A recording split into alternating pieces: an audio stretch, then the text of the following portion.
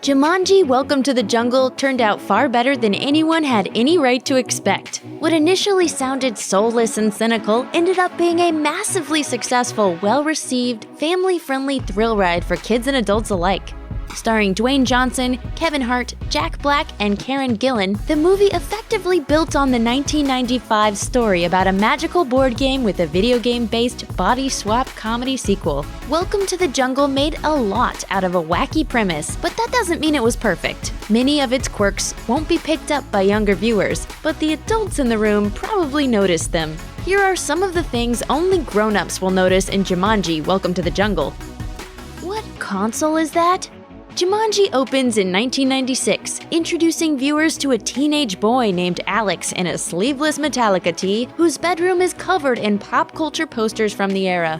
Nothing says 1996 teenager like his quick dismissal of the Jumanji board game in favor of his trusty PlayStation controller. We see he's playing Twisted Metal, a game that was released for the PlayStation in November 1995. But when we pause to marvel at all the authentic 90s stuff in his room, we get a good look at the console itself.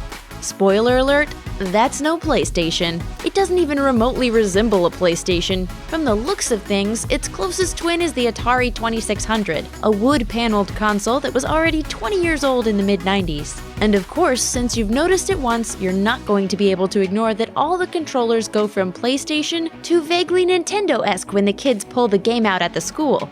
Fittingly enough, they can't make heads or tails of this odd contraption either. What is it, like some type of old school Nintendo or something? I don't think so. I don't recognize it. Have your cheesecake. It seems to be a common belief that just acknowledging overdone, cliched tropes is enough to subvert them in movies or shows, but that's not really always the case. Jumanji uses Martha as a mouthpiece to criticize the unnecessarily skimpy outfit worn by her avatar, Ruby Roundhouse. But as good a sentiment as this might be, the film is making this commentary on how women are designed in video games while it simultaneously benefits from having a young actress in a skimpy outfit. Fortunately, the movie is brimming with charm and doesn't rely too heavily on sexy shots of a woman's body to keep people watching. In fact, she adds bits of her male companion's outfits to her own in order to feel a bit more comfortable as she journeys through the jungle kicking bad guy butt with her dance-fighting techniques. But the marketing for the movie has no such subtlety, making this a noticeable instance of Jumanji wanting to have its cake and eat it too. Parrish the Thought. At the midpoint in the film, when the teens have been set upon by corrupt researcher Russell Van Pelt, and there's no obvious way to move forward, the missing teenager Alex shows up in the avatar of Jefferson Seaplane McDonough. He leads our heroes through a hallway full of authentically video gamey traps to his little hideaway set apart from the main Jumanji playing area. He's been holed up there for who knows how long, keeping his head down and trying to hold on to his last life. He explains to the new kids that the little bungalow where he lives, drinking delicious margaritas, is not a structure of his own making. Instead, it once belonged to a man named Alan Parrish. Alan Parrish is, of course, Robin Williams' character from the original Jumanji. Not only is the reference a lovely tip of the hat to Alan's character, it also gives fans of the original movie a glimpse at how Alan was living during his years away. Alex's amazing slang. She's pretty fly. Shoot a bomb. I'm just saying, I'm sure they'd like to get jiggy with her. Alex's tortured 90s slang is out of place in the jungle and also this century, but his lame-o vocabulary helps the four kids realize that the Alex they've found inside the game is Alex Vreek, the boy who's been missing and stuck in Jumanji for 20 years. It's not a bad idea to use outdated slang to tip off the characters that Alex is from another era. But there are a few problems here. One is that Will Smith's Gettin' Jiggy With It came out in 1997, not 1996. Plus, exactly 0 people have ever actually used the phrase gettin' jiggy in conversation. Ever. Ask your parents. Also, if they were going to go there with that style of slang, they probably should have gone with a different characterization for Alex. Instead of a Metallica tee and a grungy hairstyle, he probably should have been wearing a cross-colors tank top and some radical prints. The walls of his bedroom should have been covered in TLC and Michael Jordan posters. Now that's 90s. Instead, his lingo comes off as forced. Everyone knows mid-90s metalheads didn't say anything was the bomb. Then again, no one really knows what they say sometimes. Live it! to the door! The empty fridge. While Kevin Hart does good work as Fridge's avatar, the Fridge himself has no real arc and learns no valuable life lessons in the movie.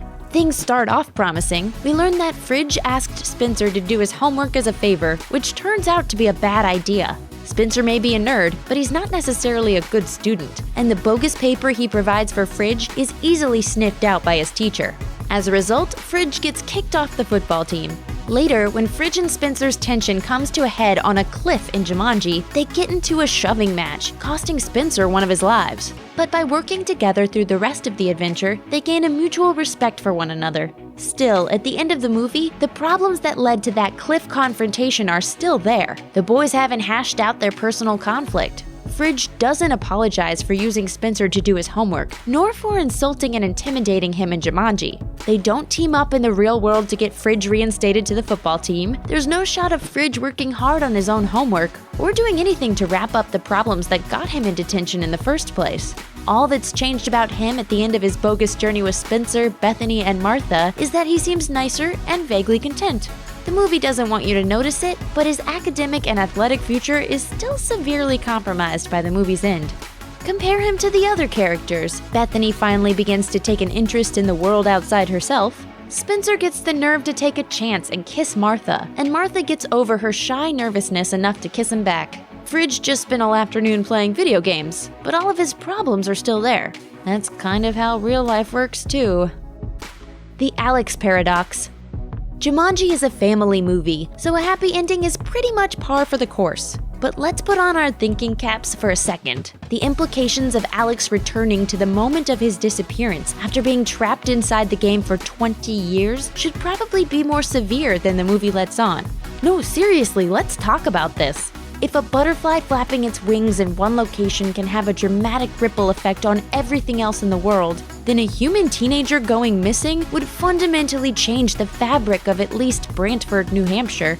Alex's unexplained disappearance from this small town was a major cultural touchstone for everyone who lived there. It's mentioned multiple times by different characters at the start of the film, and it's the sort of event that would have all kinds of small effects on people's relationships and behavior. Parents probably have his disappearance in the back of their minds while they're raising their kids. Old man Vreek, who was once vigorous and full of life, has his destiny dramatically changed by the anguish from mysteriously losing his son. The disappearance leads other people in town to be more cautious over the years that follow. The ending should have been more like Back to the Future, with the tiniest changes in the past having major effects in the years that followed. But nope. That never happened. Even after the timeline where Spencer, Fridge, Martha, and Bethany were living in gets winked out of existence and replaced by this new world where Alex never went missing, everything outside of Alex's family ends up being exactly the same. Beyond the confines of his household, it appears that Alex's absence from the world meant just about nothing. That's insane, right? At no point in your rambling, incoherent response were you even close to anything that could be considered a rational thought. Look, okay, fine, sure, we realize this is a movie about a magical video game, but that still just doesn't make a whole lot of sense, okay? Thanks for watching. Click the looper icon to subscribe to our YouTube channel. Plus, check out all this cool stuff we know you'll love too.